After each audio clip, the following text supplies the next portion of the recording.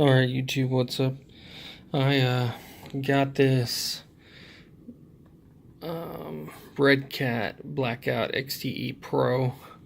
I had it for like 3 minutes tops, and I crashed it, and I broke where the pins for the lower A-arm would go through. Broke right here. So I had to cut. To get the pins out, everything is put together super tight. Like there's no leeway to pull the pin once you have it together.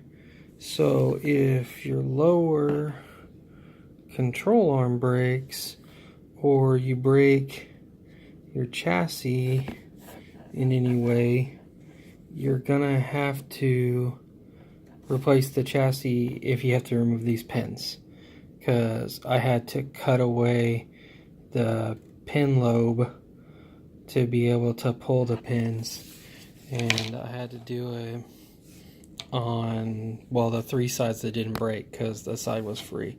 So you can see I did a pretty hack job on that one for my first one. But back here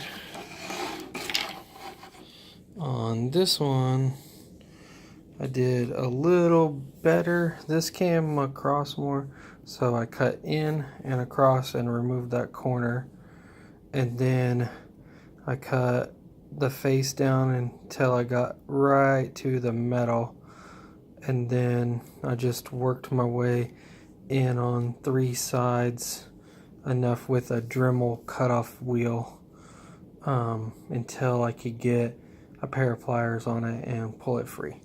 And I did the same on this side. This is the one I did last. You can tell sadly it's the cleanest. The plastic melted because the Dremel got it like hot, so it melted away. There was a little bit of smoke. Make sure you're in a ventilated area, but it wasn't too bad. Yeah, and you'll know when you hit the steel if you use a decent cutoff wheel, because it'll throw, you'll see an actual spark. So when you do that, you know you got far enough, stop so you don't cut through your pin. But I didn't see a way to pull the pin. Like it's so packed in there. And on the chassis, well, that's a bad side. Let me see if I can get some light in there for us. Whoop. There. See, there's that right there is, hold on.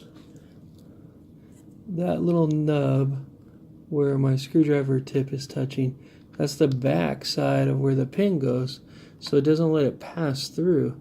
So it's not like you can push it enough to get it to clear the first nub and then pull it this way, because stuff's in the way. You can't do that, and there's nothing that lets you get in here to push it enough to grab it, and there is zero slack in there that I could see to get to it. But so yeah, I ended up having to cut those. But all in all, changing the chassis wasn't hard. I just inverted, I just turned over the truck, and then I had my new chassis set to the side in the same layout. As I pulled a screw, you know, I put it in the right spot on the other one, so I ended up putting them all back where they go. And then when I put the truck together, I just set the chassis down on top of it while it was upside down, you know, just like that, you know. And I set it down on there, screwed in a couple. I started in the middle. These were the easiest to press together and get one to go, and then I worked my way out from there. I don't know, whatever works best from you, but that felt like it would be the best way to do it, since it's a large plane and you want to make sure everything's flat and even. Work from the sides out. And after I did that, leave as you work, leave these last 3 off, because you can hang the bumper from the top ones. So don't set these 6 aside, the ones up here and the ones back here. Leave those out for last. But then you can put everything together and then flip it over and reinsert the pins. I didn't do it, but your life will be easier if you disconnect the shocks, because they fight you the whole time. So after you get the chassis mostly hooked up, but before you put the pins in, your life will be easier if you disconnect the shocks, so they're not pushing the A-arm out of your way the whole time. But this is my first RC car, so I don't really know what I'm doing, but it didn't take me a lot of time. Like, I don't know, an hour and a half tops. It wasn't too bad.